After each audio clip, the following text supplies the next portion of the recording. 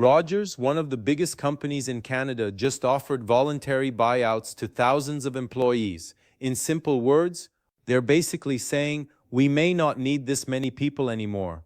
And Rogers is not alone. Bell Canada has also been cutting jobs. Salesforce cut thousands of customer support roles after using AI agents. Block, the company led by Jack Dorsey, cut around 4,000 jobs, while saying AI tools are changing how companies are built and run. And this is the part people don't want to talk about.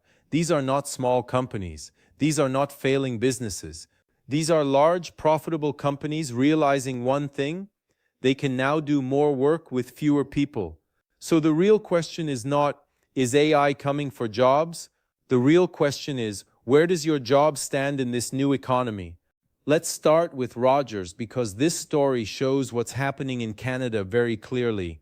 Rogers has been restructuring different parts of the company: customer service, IT support, internal operations. Some roles were outsourced, some roles were removed, and now thousands of employees have been offered voluntary packages to leave. Of course, companies don't always say we are replacing people with AI. They usually use words like efficiency, restructuring, digital transformation, or business optimization. But behind those words, the message is very clear. Companies are trying to reduce costs, and AI is making that easier. Salesforce is another example. The CEO said AI agents are now handling a huge part of customer interactions, and the company reduced thousands of support roles. Think about that. If an AI system can answer basic customer questions 24 hours a day, if it doesn't need vacation, if it doesn't get tired, if it can handle thousands of conversations at the same time, then from a company's point of view, why would they keep the same number of people? That sounds harsh, but that's how business decisions are being made right now.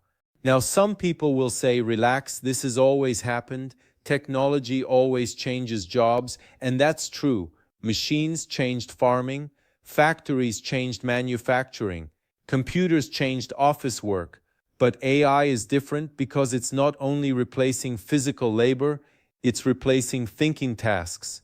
It's replacing tasks that used to require a person sitting at a desk: customer service, data entry, basic coding, simple reports, scheduling, email replies, basic marketing copy, HR operations, finance reports. These were considered safe office jobs, but now many of these tasks can be done faster and cheaper with AI, and the scary part is the speed. This is not something happening over 30 years. It's happening right now.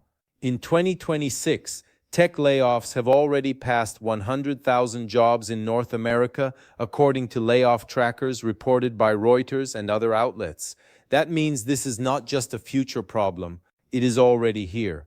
So let's be honest, not every job is at the same risk, but some jobs are clearly more exposed. Number 1, customer service and support. If your job is mostly answering repeated questions, following scripts, or solving basic issues, AI can already do a large part of that. Number 2, data entry and admin work. If your job is copying information, organizing files, filling forms, or moving data from one system to another, that work is becoming automated very fast. Number 3, entry-level IT support. Basic troubleshooting, password resets, software setup, and common tech issues can now be handled by AI tools or outsourced systems. Number 4, simple content and copywriting. Basic social media posts, product descriptions, emails, and simple articles are now being created with AI every day. Number 5, routine finance and reporting. Monthly reports, basic analysis, invoice processing, and simple forecasting can now be automated much faster than before. But here's the important part. This does not mean work is over. It means average repetitive work is in danger. Generic work is in danger. Work that has no human judgment, no relationship, no creativity, and no real specialization. That's what AI is attacking first. The worst thing you can do right now is ignore it. Saying AI will not affect me is not a strategy. Fighting AI is not a strategy either. The better strategy is to learn how to use it before your company uses it against you. Here are 3 things that actually matter. First, learn to work with AI. You don't need to become a programmer, but you should know how to use tools like ChatGPT, Copilot, Gemini, or other AI tools in your own field. Use them to write faster, research faster, summarize faster, prepare reports faster, solve problems faster. The employees who survive are not always the smartest. They are the ones who adapt first. Second, build skills AI cannot easily replace. Human communication, negotiation, leadership, complex decision-making, emotional intelligence, trust, client relationships. AI can generate a message, but it cannot build real trust with a customer, the same way a human can. It can give suggestions, but it cannot take responsibility the same way a real person can. Third, become more specialized.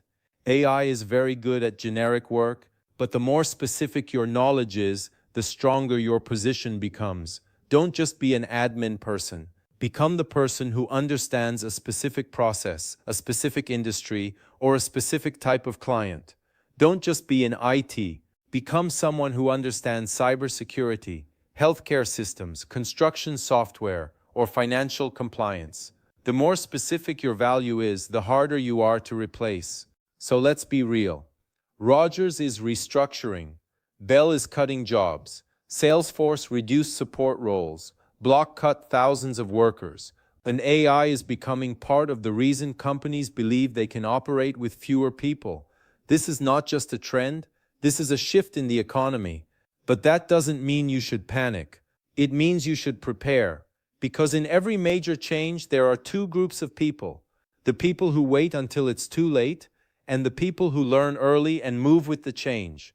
So here's my question for you. What industry do you work in? Comment below and tell me your job or your field. I want to see which industries my audience is in, so I can make the next video more useful for you.